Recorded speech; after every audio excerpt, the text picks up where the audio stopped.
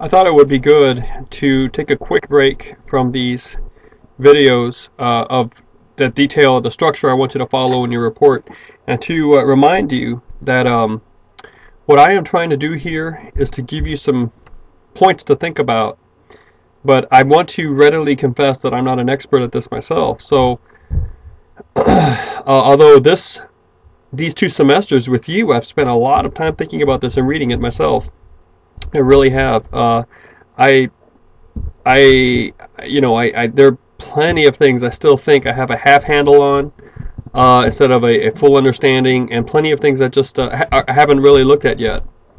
And there are things also that, by nature of the scope of the class and the duration of the class, we haven't really considered at all, like the notion of dividends and things like, and bonds, as we discussed earlier in a session together. So if you think of another method and you want to include it into your paper in this section that details the methods. Now at this point we're not necessarily trying to advocate for a certain method. We just want to see if we can objectively list the pros and the cons for a number of methods for those middle class investors that are going to try to do this on their own.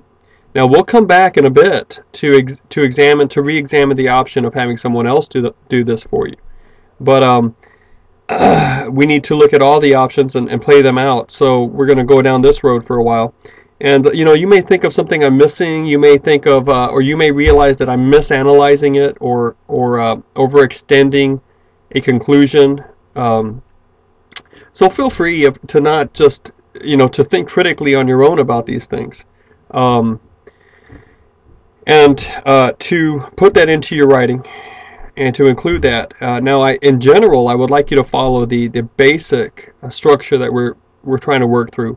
But within the larger rooms, like I want a room that's your intro, in the terms of your topic room, right? And then your narrow topic, and then your definition room. And so, think of a house, or think of a collection of stops or stations that someone on a train is going to go through towards a destination. These are the general stops, these are the general rooms or stations. But within that, you can rearrange, you can add things, you can subtract things that I'm not necessarily giving you in these videos.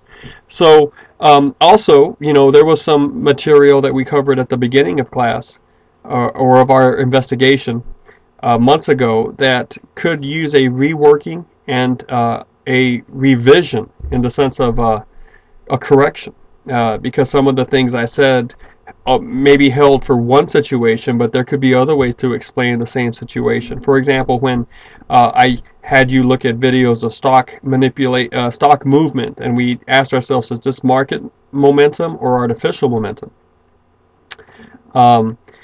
There's other explanations for some of the reasons the day graphs of a stock do what they do, and I'll touch on that in one of these methods. But I just want to remind you that I'm sort of thinking through this as you are thinking through it and trying to get ideas.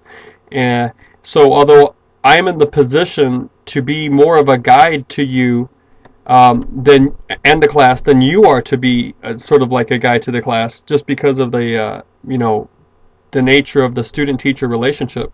Of course, if you see a flaw in the logic or an oversight in what I'm pointing out, let's discuss it in class or via email, or fix it in your paper. So, of course, the critical thinking is not something that you are going to let me do. You need to also do it, and we may eventually arrive at different conclusions, which is going to be fine. Something to think about as you hear me talk about this. I don't want you to think I'm pontificating about it. I want you to think instead that I'm trying to articulate conclusions that seem clear to me now, but when I get more information, some of those conclusions might necessarily change. But at this point, this is what I'm thinking, and I'm trying to get you to see why I'm thinking what I'm thinking. But I'm also open to you bringing new information or new steps to help me correct my thinking if in fact it needs correction over some of the things I'm saying. So also think about that. Don't disengage your brain. Or actually, no, I should say this. double engage it, because you know you're engaging it just to try to understand what I'm saying on a surface level here.